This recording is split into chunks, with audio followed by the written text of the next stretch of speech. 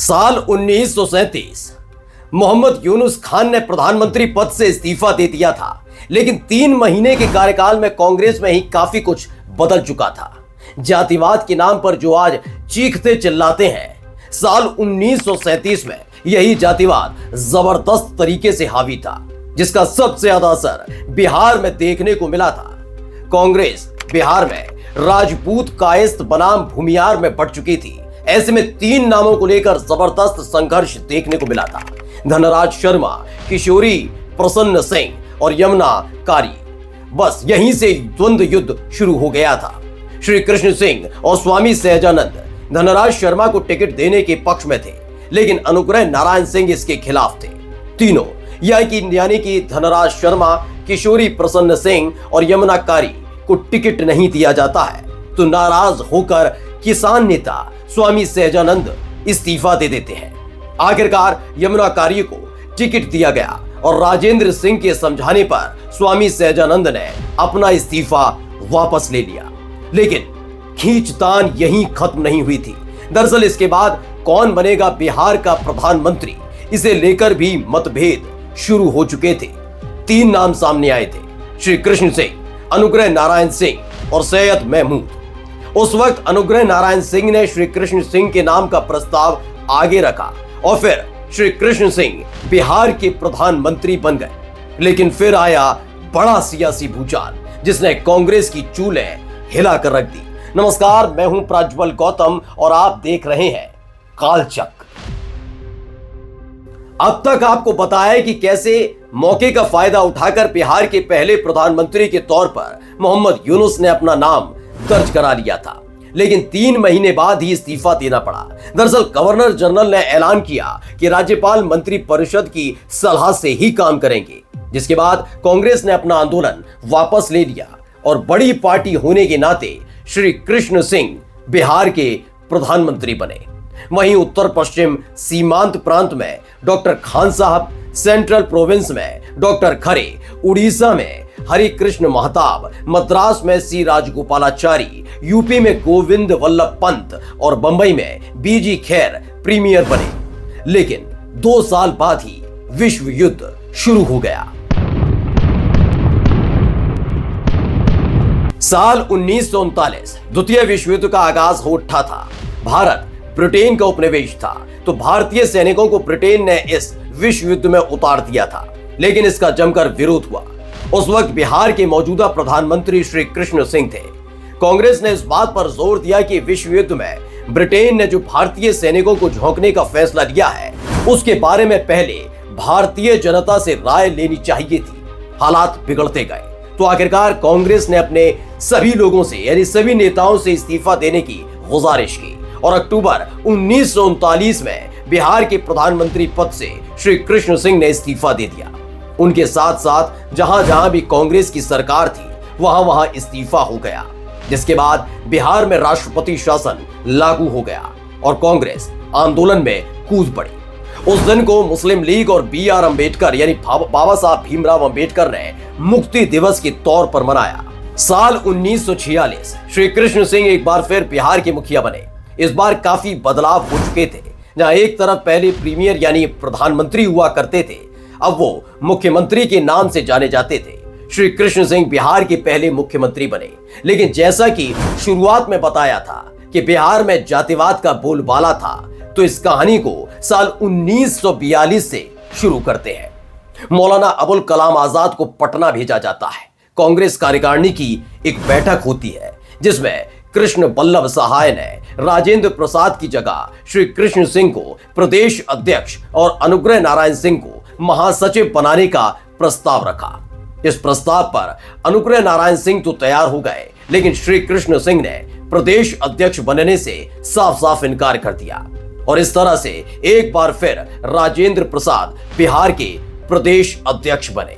सोचिए, जिन अनुग्रह नारायण सिंह ने अपना नाम बिहार के प्रधानमंत्री की रेस में होने के बावजूद भी श्री कृष्ण सिंह के नाम का समर्थन साल 1937 में किया था, उन्हीं अनुग्रह नारायण सिंह से श्री कृष्ण सिंह का मतभेद इस कदर बढ़ चुका था कि कई बार श्री कृष्ण सिंह और अनुग्रह नारायण सिंह के समर्थक आपस में भिड़ जाते थे। अब फिर से लौटते हैं साल 1946 में, जब श्री कृष्ण सिंह बिहार के मुख्यमंत्री बने। किसान नेता स्वामी सहजानंद के लोगों को नजरअंदाज किया जाता है और टिकट उनको नहीं दी जाती। वहीं अनुग्रह नारायण सिंह ने श्री कृष्ण सिंह को लेकर एक ऐसा बयान दे डाला जिससे कांग्रेस में सियासी भूचाल आ गया। उस वक्त अनुग्रह नारायण सिंह ने एक सार्वजनिक कार्यक्रम के दौरान कहा था, श्री कृष्ण सिंह ने मौलाना अबुल कलाम आजाद से कहा था कि अगर वो सीएम नहीं बने तो पार्टी से इस्तीफा दे देंगे। ये एक तरीके से श्री कृष्ण सिंह पर अनुग्रह नारायण सिंह की तरफ से ब्लैकमेल करने का आरोप था। श्री कृष्ण सिंह ने अपनी कैबिनेट में 9 मंत्री बनाए थे, जिसमें अनुग्रह नारायण सिंह, आचार्य बद्रीनाथ वर्मा, विवेकानंद झा, सैयद महमूद, कृष्ण बल्लभ सहाय, जगलाल चौधरी, रामचरित्र सिंह, जगजीवन राम शामिल थे।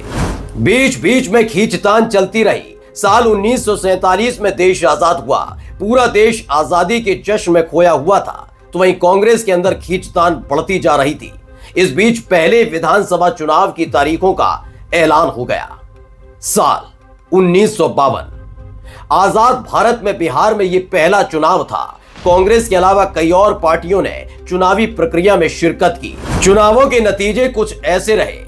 दरअसल कांग्रेस को 239 सीटें मिली, वहीं झारखंड पार्टी के खाते में 32 सीटें आईं और एक बार फिर श्री कृष्ण सिंह बिहार के मुख्यमंत्री बने। अब आप सोच रहे होंगे कि ये झारखंड पार्टी कहां से आ गई, तो चलिए झारखंड पार्टी का भी इतिहास बता देते हैं। दरअसल जस्टिन रिचर्ड ने साल 1948 में यूनाइटेड झारखंड पार्टी का गठन किया था। साल 1949 में जयपाल सिंह मुंडा, जो एक बेहतरीन हॉकी खिलाड़ी थे, वो भी यूनाइटेड झारखंड पार्टी में शामिल हो गए। फिर इस पार्टी का नाम बदलकर झारखंड पार्टी कर दिया गया। जयपाल सिंह मुंडा साल 1939 में आदिवासी महासभा के अध्यक्ष चुने गए थे। बात साल 1940 की है, जब कांग्रेस का रामगढ़ सेशन चल रहा था। इस सेशन में जयपाल सिंह मुंडा भी शामिल हुए थे।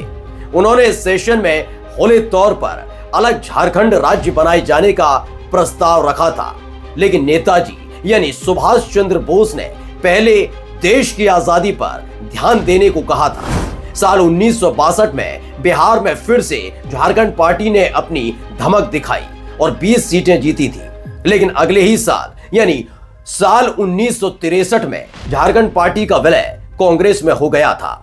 लेकिन फिर भी कुछ नेताओं ने अलग हटकर झारखंड पार्टी के वजूद को जिंदा रखा और नया नाम दिया ऑल इंडिया झारखंड पार्टी।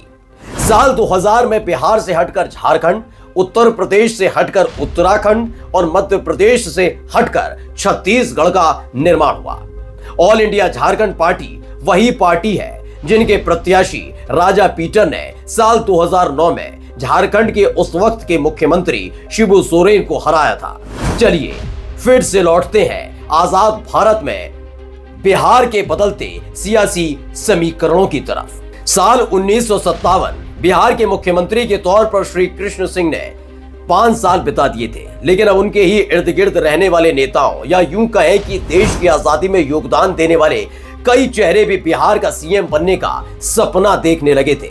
इसी बीच साल 1957 में एक बार फिर बिहार में विधानसभा चुनाव की तारीखों का ऐलान हुआ। साल 1957 में बिहार में हुए विधानसभा चुनावों में कांग्रेस को 210 सीटें मिली, वहीं प्रजा सोशलिस्ट पार्टी को 31 सीटें मिली। झारखंड पार्टी भी 31 सीटें जीतने में कामयाब रही, यानी कि कांग्रेस को एक बार फिर से बहुमत मिल चुका था। श्री कृष्ण सिंह ने एक बार फिर मुख्यमंत्री पद पर दावेदारी की, लेकिन इस बार उनके सामने अनुग्रह नारायण सिंह चुनौती बनकर खड़े हो गए। एक बार फिर श्री कृष्ण सिंह बिहार के सीएम बने। 4 बरस बाद यानी साल 1961 में श्री कृष्ण सिंह का निधन हो गया। श्री कृष्ण सिंह को बिहार में श्री बाबू के नाम से भी जाना जाता है। उनका जन्म 21 अक्टूबर 1887 में मुंगेर की खनवा में हुआ। श्री बाबू ने पटना से वकालत की पढ़ाई की। श्री कृष्ण सिंह महात्मा गांधी से बेहद प्रभावित थे, तो साल 1921 में वकालत छोड़ दी और असहयोग आंदोलन में कूद पड़े। अंग्रेजी हुकूमत के खिलाफ श्री बाबू ने आंदोलन किया और कई बार जेल भी जाना पड़ा। श्री कृष्ण सिंह को श्री बाबू और बिहार केसरी के नाम से जाना जाता है। सविनय अवज्ञा आंदोलन हो या सत्याग्रह, हर तरह के आंदोलन में श्री बाबू ने शिरकत की। इस एपिसोड की शुरुआत में जिक्र हुआ था जातिवाद का। दरअसल किस्सा भी श्री बाबू यानी श्री कृष्ण से ही जुड़ा हुआ है। बात 1937 की है। जयप्रकाश नारायण यानी जेपी ने श्री बाबू की सरकार पर भूमिहार राज का आरोप लगाया था। दरअसल श्री बाबू यानी श्री कृष्ण सिंह भूमिहार थे।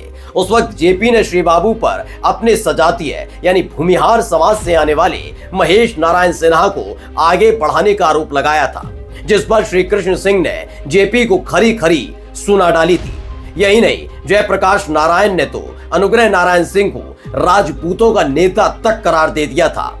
लेकिन उस वक्त आज के दौर की राजनीति नहीं होती थी। वहां शुचिता थी, संयमता थी, आरोप सुने भी जाते थे, झेले भी जाते थे और उसका जवाब भी उचित शब्दों के साथ दिया जाता था, जो श्री कृष्ण सिंह, अनुग्रह नारायण सिंह और जेपी जैसे नेताओं के साथ चला गया।